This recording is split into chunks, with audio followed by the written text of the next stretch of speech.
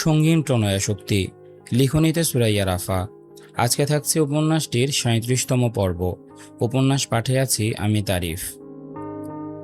অনুজা ছোট্ট বোনটার উদ্ভ্রান্ত ভগ্ন হৃদয়ের কান্না আর কষ্ট দেখে অবশেষে কিছুটা হলেও হৃদয় টলল অনুর।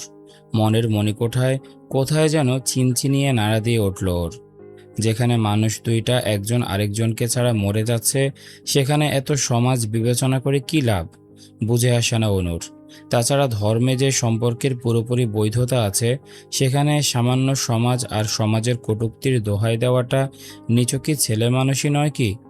জায়ান কৃতিক কবেই বা মেনেছে এই সমাজের নিয়মকানুন? তার মতো মানুষকে সমাজের শেকলে বদ্ধ করা কেবলই কল্পনা মাত্র। অথচ এসবের মাঝে পড়ে শুধু শুধু পাহাড় সমান কষ্টে পিষ্ট হয়ে যাচ্ছে ওইটুকুনি মেয়েটা। এতদিন যেমন তেমন ছিল, দেশে ফেরার পরে এখন আবার শুরু হয়েছে মামি আর রেজা ভাইয়ের উপদ্রব। সব মিলিয়ে নিজের ছোট্ট বোনের এমন হৃদয় নিংড়ানো কান্নার জোয়ারে চোখের সামনে আর দেখতে পারল না অনু। করিডোরের শেষ প্রান্তে দাঁড়িয়ে কিছু ক্ষিপ্র সিদ্ধান্ত সমেত নিজের সকল সংশয় ভুলে ছুটে যেতে লাগলো মায়ের কক্ষের দিকে। চৈত্র মাসের ভ্যাপসা গরম, মাথার উপর অনবরত ঘুরতে থাকা বৈদ্যুতিক পাখাটার জীবন ফুরিয়ে এসেছে বোধহয়। তবুও কর্মক্ষেত্রে অটল সে। পুরাতন আমলের পাখা, মজবুত তো হবেই। রাতের বেলাতেও এইটুকুনি ঠান্ডা হাওয়া নেই, তাই রুমের মাঝে এয়ার কুলার মেশিন চালিয়ে ইজি চেয়ারে বসে বেশ মনোযোগ দিয়ে বই পড়ছেন আজমেরি শেখ। সেই প্রথম জীবন থেকেই সাহিত্যে তার ভীষণ আগ্রহ। জামশেদ জায়ানের সাথে বিয়ে হওয়ার পরে তিনি মহলের এক কোণে একটা ছোটোখাটো লাইব্রেরি উপহার দিয়েছিলেন আজমেরি শেখকে। ভালোবাসা প্রকাশের ফলস্বরূপ লাইব্রেরির নাম দিয়েছিলেন মেরির রংমহল। কিছু বছর আগেও ব্যবসায়িক কাজে স্বামীকে সাহায্য করার পরে যে পুস্তকটুকু মিলত, সেই সময়টা লাইব্রেরিতে কাটাতেন আজমেরি শেখ। খুব মন দিয়ে নাড়াচাড়া করতেন পছন্দের বইগুলো। একে একে পাতা উল্টে বুক ফুলিয়ে নিতেন নতুন বইয়ের সুঘ্রাণ। মাঝখানে অবশ্য অসুস্থতায় কেটে গিয়েছে বেশ কিছু বছর। এখন আর আগের মতো চোখের তীক্ষ্ণ পাওয়ারটা অবশিষ্ট নেই, তাই চোখের ওপর মোটা ফ্রেমের চশমা লাগিয়েই বহু বছরের অভ্যেসে কিছুটা শান দিতে বসেছেন তিনি আজ।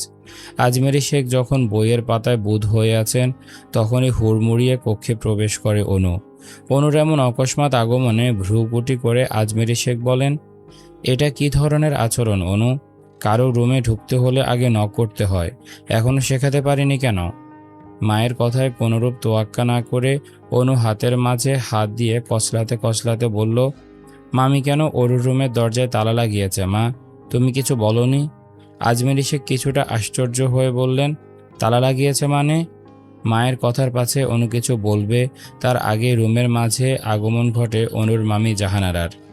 অনুরা আমেরিকা থেকে ফেরার পরেই পুরো পরিবার শুদ্ধ এসে কৃতিকপুঞ্জে হাজির হয়েছে তারা। উদ্দেশ্য আজমেরি শেখের দেখভাল করা। অনুর মামা ভূমি অফিসের ছোটোখাটো কর্মকর্তা, তিনি মেইলি ঝুটঝামেলায় খুব কমই থাকেন।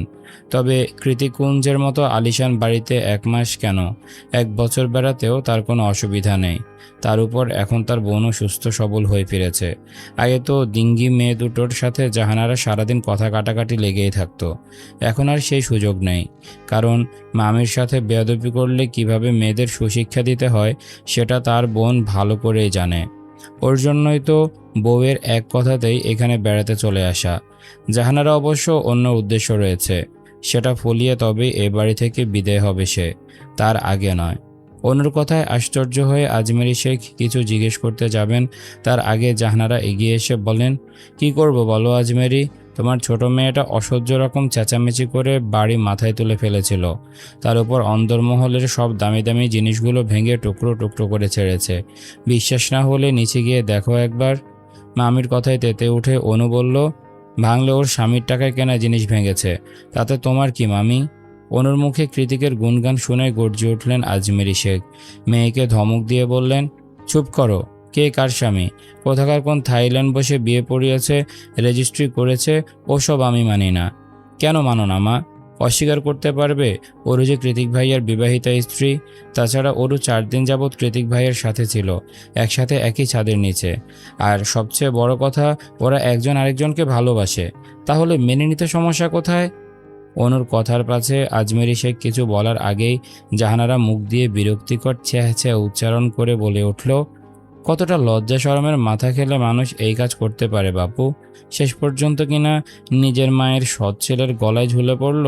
ছ্যাঃ, আমার তো মনে হয় ওই ছেলে ফুর্তি করার জন্যই এত নাটক করেছে। ফুর্তি করা শেষ, এখন আর এদিকে ফিরেও তাকাবে না। মামির কথায় শক্ত হয়ে এলো অনুর চোয়াল। এরা ভাবেটা কি, নিজেকে যা খুশি তাই বলে যাচ্ছে? ওদিকে আজমেরি শেখেরও কানে লেগেছে কথাগুলো। নিজের সন্তানকে নিয়ে কেউ এসব বললে কানে লাগারই কথা। আজ নিজের ভাইয়ের বউ বলছে, দুদিন পর মহল্লার লোকেরাও বলবে, তারপর ধীরে ধীরে পার্টি অফিসের সবাই পিঠ খিচে হিল্লি ওড়াবে। তার মেয়েকে নিয়ে বাজে কুরুচিকর মন্তব্য করবে, খুব গভীর আর অন্তরঙ্গ ব্যাপারগুলো নিয়ে হাসাহাসি করবে। এখনই সেসব কথা ভাবতে গেলে মেজাজ সপ্তম আসমানে চড়ে যায় আজমেরি শেখের। তিনি খ্যাপাটে অনুকে তৎক্ষণাৎ ধমকে সুরে থামিয়ে দিয়ে বললেন, ওরু, যদি একটা রাস্তার ছেলেকেও ভালোবাসতো তবুও তার অন্যান্য যোগ্যতা বিচার করে মেনে নিতাম আমি, কিন্তু জায়ান কৃতিককে মানা যায় না। তাই এসব বিষয় নিয়ে আর একটাও কথা বাড়াবে না অনু, চুপচাপ থাকবে। সবার সব কিছু জানাজানি হয়ে যাওয়ার আগেই ওর জন্য উপযুক্ত একটা ব্যবস্থা করব আমি। অনু বিচলিত হয়ে তেতো গলায় বলল, জায়ান কৃতিকের দোষটা কোথায় মা? তখন থেকে অনু ক্রমাগত মুখে মুখে তর্ক করছে, তাও এরকম একটা জটিল বিষয় নিয়ে। ব্যাপারটা মোটে ভালো লাগছে না আজমেরি শেখের। তাই তিনি এবার মেয়েকে চোখ রাঙিয়ে বললেন, আমি বলেছি মেনে নেওয়া যায় না, তার মানে যায় না। আর কোনো প্রশ্ন করবে না, এক্ষুনি নিজের রুমে যাও।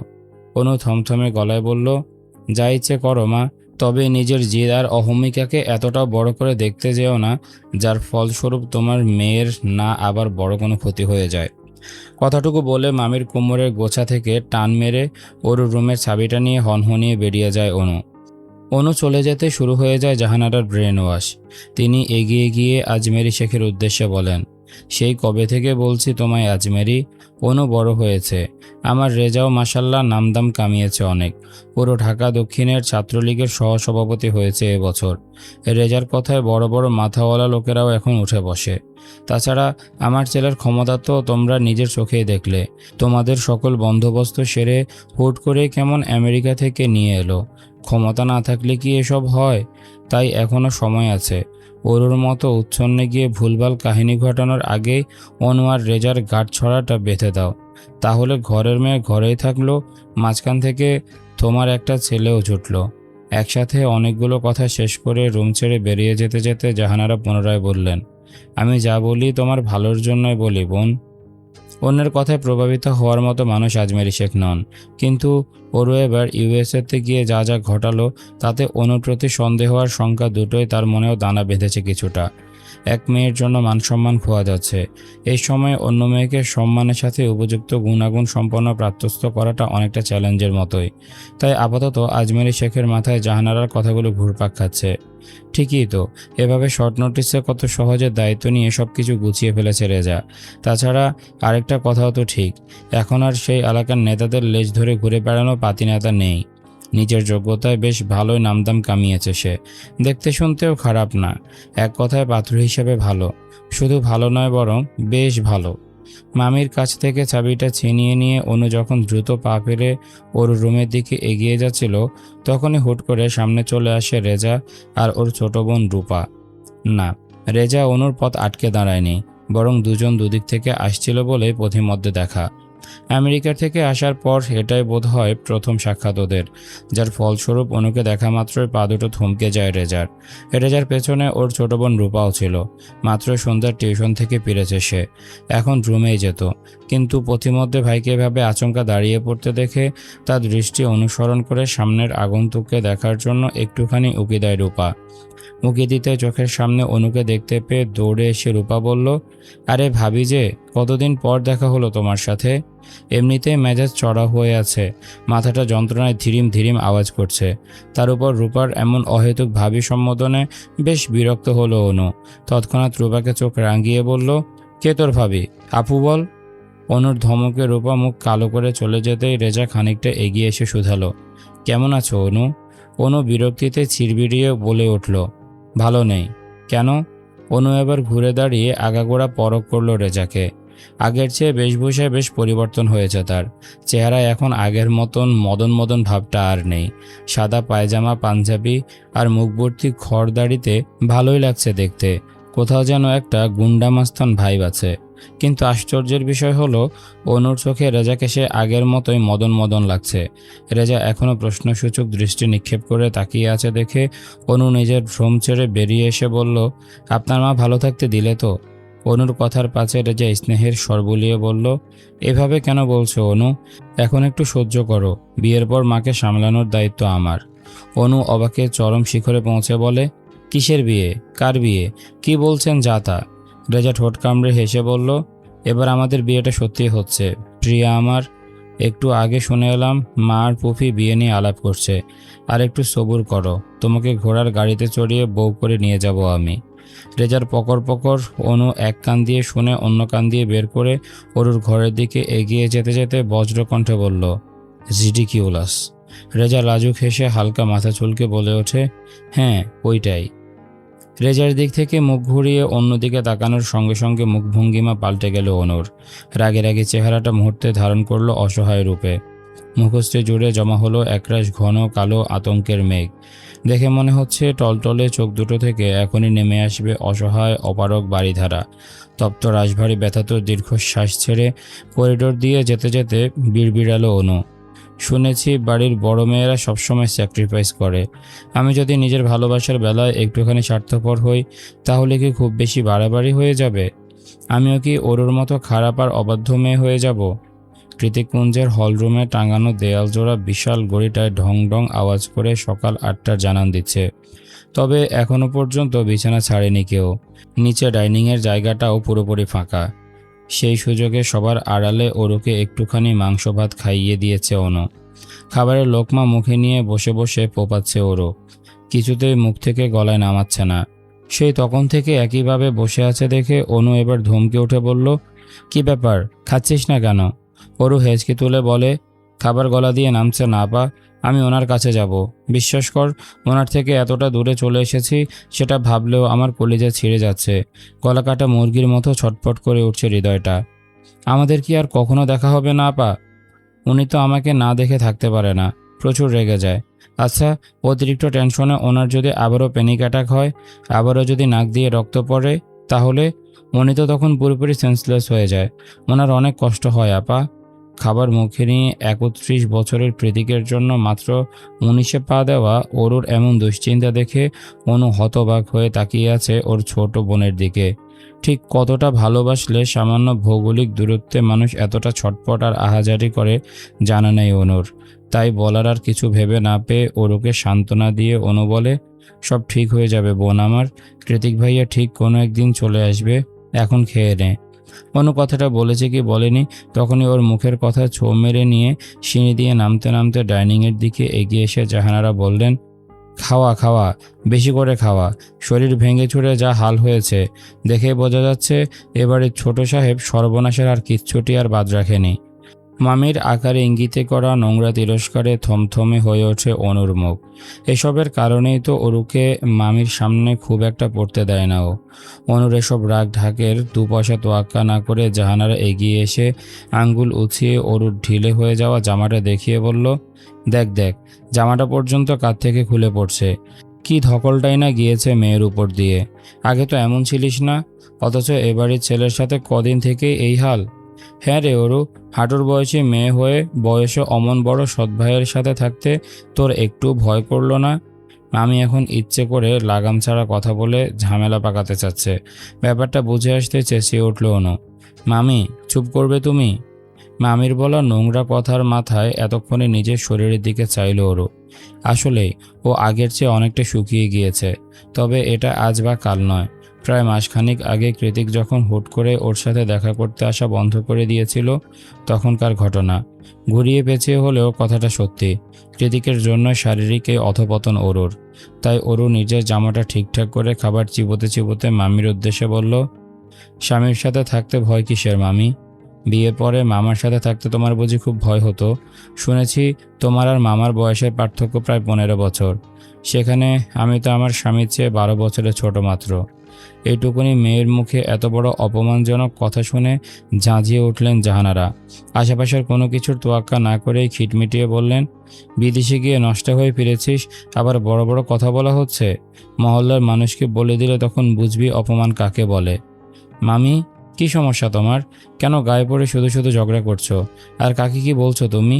যে গদিতে বসে পায়ে পা দোলাচ্ছ সেটা ওর স্বামীর টাকায় কেনা, তাই ভালোই ভালোই বলছি মুখ সামলাও, পরিণাম খারাপ হতে পারে। জায়ান কৃতিককে চেনো না তুমি। অনুর কথায় শেষ হতে জাহানারার তীরের ফলার মতো দৃষ্টি ভস্ম করল অনুকে। তিনি সেভাবেই তাকিয়ে বললেন, কদিন পর ছেলের বউ হবে বলে তোকে কিছু বলছি না অনু, তাই বলে এই না যে মুখে মুখে তর্ক করলে তোকে ছেড়ে দেব আমি। অনু আশ্চর্য হয়ে শুধালো, কি বলছো? কার ছেলের বউ? তোমার আর রেজার বিয়ে ঠিক করা হয়েছে। মায়ের মুখ থেকে ভেসে আসা অকস্মাৎ কথাটা ধূমকেতুর হলকার মতো ছুটে এসে কর্ণকুহরে ঝংকার তুলল অনুর। ও তৎক্ষণাৎ পাশ ঘুরে মায়ের দিকে তাকিয়ে আহত সুরে বলল, মা। আজমেরি সিঁড়ির রিলিং ধরে নামতে নামতে বললেন, আশা করি তোমার কোনো আপত্তি নেই। অনু কাতরে উঠে বলল, এত তাড়াহুড়ো কেন মা? মাত্র কদিনই তো হলো আমরা দেশে ফিরলাম, তুমি এখনও সুস্থ হওনি পুরোপুরি। তোমাকে এখনও মাসে মাসে চেক আপের জন্য ইউএসএ যেতে হবে। আর এখনই কি না? ওজন্যই তো তাড়াহুড়া। তোমাদের জন্য করণীয় দায়িত্বটুকু ভালোই ভালোই পালন করতে পারলে তবেই আমার শান্তি। তাছাড়া তোমার বিয়ে না হলে অরুকে বিয়ে দেওয়া যাবে না। এই মুহূর্তে অরুর বিয়ে হওয়াটা জরুরি, কিন্তু বড় বোনের আগে ছোট বোনকে বিয়ে দিতে গেলেই মানুষ পেছনে কাহিনী খোঁচাতে শুরু করবে। এটা তো আর আমেরিকা নয়, তাই আপাতত অরুর নয়, তোমার বিয়েটাই মোক্ষম আমার কাছে। আশা করি এবার আর কোনো আপত্তি নেই। মায়ের কথা শেষ হতেই চেঁচিয়ে উঠল অনু, জড়ানো কণ্ঠে বলল, হ্যাঁ হ্যাঁ, অনেক আপত্তি আছে। আমি এই বিয়েটা কিছুতে করতে পারবো না মা। অনুর প্রতিক্রিয়া শুনে আজমেরি শেখ মুখে কিছু বললেন না, চুপ করে খানিকক্ষণ তাকিয়ে রইলেন মেয়ের মুখের দিকে। অতপর আহত সুরে বলে উঠলেন, ইদানিং আমার শরীরটা ভালো যাচ্ছে না অনু, যখন তখন আবারও পড়ে যেতে পারি।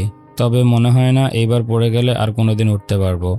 সুস্থ থাকতে কথা শোনো মায়ের, নয়তো পরে আফসোস করবে। মায়ের কথায় অনু অরু দু বোনেরই মুখ থেকেই রক্ত সরে গেল। ওরা কি মায়ের সাথে বেশি বেশি করে ফেললো? সেটাই ভাবছে আপাতত। অনুর হাত পা কাঁপছে, মনে হয় না আর শেষ রক্ষা হবে।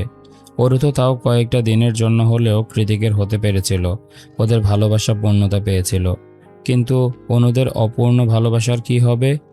এই কি হবে ভাবতে গিয়েই বুকের ভেতরে এলোপাথারি ঝড় উঠেছে অনুর। সেই ঝড়ে একে একে ভেঙে গুড়িয়ে যাচ্ছে আশা, ভরসা, প্রতিশ্রুতি সব। প্রত্যয়ের সাথে প্রথম দেখা হওয়া থেকে শুরু করে শেষ দিন পর্যন্ত মানসপটে খচিত প্রতিটা সুন্দর মুহূর্তে যেন হুট করে দাউ দাউ করে অগ্নিশিখা জ্বালিয়ে দিয়েছে কেউ। অনু আর এভাবে ভেজা চোখ নিয়ে দাঁড়িয়ে থাকতে পারল না সবার সামনে। এটো হাত সহই ছুটে চলে গেল নিজের রুমে। অতপর দরজা লাগানোর কর্কশ আওয়াজ ভেসে এলো দোতলার কোনো একটা ঘর থেকে। সন্ধে হতেই ল্যান্টার্ন আর স্ফটিকের আলোয় আলোকিত হয়ে উঠেছে হিরিকা খচিত বারের চারিপাশ। ভেতরে সফট গানের তালে তালে শরীর দোলাচ্ছে তরুণ তরুণীর দল। হাতে থাকা হুইস্কি আর রেড ওয়াইনের প্রভাবে কেউ মাতাল, আবার কেউ বা অর্ধ মাতাল। তবুও মিউজিকের তালে তালে পায়ে পা মিলিয়ে কোমর দোলাতে মোটেও অপরাগ নয় তারা। বিশাল বারের এক কোণে যে বার কাউন্টার রয়েছে, সেখানে বার স্টুল পেতে ডোরাকে কোলে নিয়ে বসে বসে রেড ওয়াইনে চুমুক দিচ্ছে কৃতিক। পরনে এখনও পুরোপুরি ফর্মাল ড্রেস, দেখে মনে হচ্ছে ভার্সিটি থেকেই এখানে এসেছে সে। কৃতিকের মোটে ডিসকভার কিংবা হই হট্টগোল পছন্দ নয়, তাই নিজের মতো করে একটুখানি সময় কাটাতে হলে এখানে চলে আসে ও। ছোট্ট ডোরা নিজের নরম তুলতুলে গাটা পুরোপুরি কৃতিকের হাতে ছেড়ে দিয়ে আদো আদো চোখ খুলে ঝিমোচ্ছে। মনে হয় অ্যালকোহলের গন্ধে ওরও নেশা ধরে এসেছে। কৃতিক ডোরার দিকে এক ঝলক তাকিয়ে দাঁত খিচিয়ে বলল, তোর মালিকের মতো ঢং করা বন্ধ কর, নয়তো মাথায় তুলে একটা আছাড় দেব। ডোরা বেচারি হয়তো জানেই না আসলে ওর দোষটা কোথায়, তাই সহসা চুপচাপ বসে রইল। ডোরাকে ধমক দিয়ে কৃতিক যখন আবারও ওয়াইনে মন দেয়, তখনই বারের মধ্যে এক একে আগমন ঘটে অর্ণব, এলিসা আর সায়রের। ওরা আজকাল কৃতিককে নিয়ে বেশ দুশ্চিন্তায় থাকে। ওই জন্যই নিজেদের অবসর হলেই হুটহাট লোকেশন ট্র্যাক করে চলে আসে কৃতিকের কাছে, ওকে একটু সময় দেওয়ার জন্য। ঠিক আগের মতোই ওদেরকে দেখে কৃতিক ভালো মন্দ কিছুই বলল না, বরং ভাবেলাসীন হয়ে বসে রইল আগের ন্যায়। অর্ণব এগিয়ে এসে বারস্টুল টেনে বসতে বসতে অবাক হয়ে শুধালো, দেখে তো মনে হচ্ছে ভার্সিটি থেকে ফিরেছিস, তাহলে বিড়ালের বাচ্চা কোলে নিয়ে বাড়ি কি করিস তুই? কৃতিক ঠোঁট উল্টে না সূচক মাথা নাড়িয়ে বলল, জানি না। সায়র একটু ভালো করে নজর বুলিয়ে বলল, আরে এটা তো অরুর বিড়াল। কৃতিক ভ্রু কুঁচকে বলল, তোকে জিজ্ঞেস করেছি, কতবার বলেছি ওর নাম মুখে নিবি না তুই? এলিসা ওদের থামিয়ে দিয়ে বলল, থাম না তোরা, জেগে, তুই তো বিড়াল দেখলেই অ্যালার্জি অ্যালার্জি বলে নাক ছিটকাস। এখন তাহলে বিড়াল নিয়ে বাড়ি কি করিস তুই? আর কতক্ষণ ধরে এখানে বসে আছিস? আদৌ ভার্সিটিতে গিয়েছিলি? কৃতিক কোনোরূপ জবাব না দিয়ে নির্লিপ্ত মুখে পকেট থেকে একটা কাগজ বের করে টেবিলের উপর রেখে পুনরায় চুমুক দিল ওয়াইনের গ্লাসে। কাগজে কী আছে দেখার জন্য অর্ণব তাড়াহুড়ো করে কাগজটা লুপে নিয়ে সেটাতে চোখ বুলিয়ে আশ্চর্য কণ্ঠে বলে ওঠে, তুই রিজাইন দিয়েছিস মানে? এটা তোর শখের জব ছিল। কৃতিক সামান্য হাসিতে ঠোঁট প্রসারিত করে বলে, আই নো। এলিসা রেগেমেগে বলল, তাহলে হুট করে রিজাইন দিয়েছিস কেন? ওর জন্য? সব কিছুর একটা লিমিট থাকতে হয়, যেকে এভাবে লিমিট ক্রস করে কেউ লাইফ লিড করতে পারে না। তুই আজকাল যা শুরু করেছিস তাতে খুব শীঘ্রই মরে যাবে তুই। সায়র নাক চোখ শিকোয় তুলে বলল, গাইজ, ওর সাথে থাকতে থাকতে বিড়ালটা অসভ্য উগ্র হয়ে যাচ্ছে। আমাদের উচিত বিড়ালটাকে হেফাজতে নিয়ে নেওয়া, নয়তো কোনো দিন দেখব বিড়ালটাও অতিরিক্ত ডিপ্রেশনে নোজ ব্লিডিং হচ্ছে। ওদের এক একজনের যুক্তি শুনে কৃতিক বিরক্ত হয়ে কর্কশ আওয়াজে বলে উঠল, চুপ করবি তোরা? আমি ডিপ্রেসড হয়ে বসে ঘরে থাকার জন্য মোটে জব ছাড়িনি, বিডিতে যাওয়ার জন্য ছেড়েছি। এবার অর্ণব, এলিসা, সায়র একযোগে বলল, কি, তুই অবশেষে বিডিতে ফিরছিস? কৃতিক ওয়াইনের গ্লাসে শেষ চুমুকটা দিতে দিতে বলল, একেবারের জন্য যাচ্ছি না, বেশ কিছু হিসেব নিকেশ বাকি পড়ে আছে, সেগুলো সুদে আসলে মিলাতে যাচ্ছি। তাছাড়া আরও একজনকে খুব কাছ থেকে শাস্তি দেওয়াটাও বাকি পড়ে আছে। আমি আবার বাকির খাতা খুব বেশি দিন ফেলে রাখি না। তির্যক ছুরির ফলার মতন কথাগুলো উগড়ে দিয়ে ডোরাকে নিয়ে উঠে যায় কৃতিক। যাওয়ার আগে ঘাড় গড়িয়ে একবার পেছনে তাকিয়ে ওদের উদ্দেশ্যে বলে, by the way, she is not বিড়ালের বাচ্চা, হার নেম ইজ ডোরা। কৃতিক চলে গেলে সায়র, অর্ণব আর এলিসার কাঁধ হাত দিয়ে অস্ফুটেই বলে ওঠে, দোস্ত, এবারের ভ্যাকেশনটা বাংলাদেশে কাটালে কেমন হয়?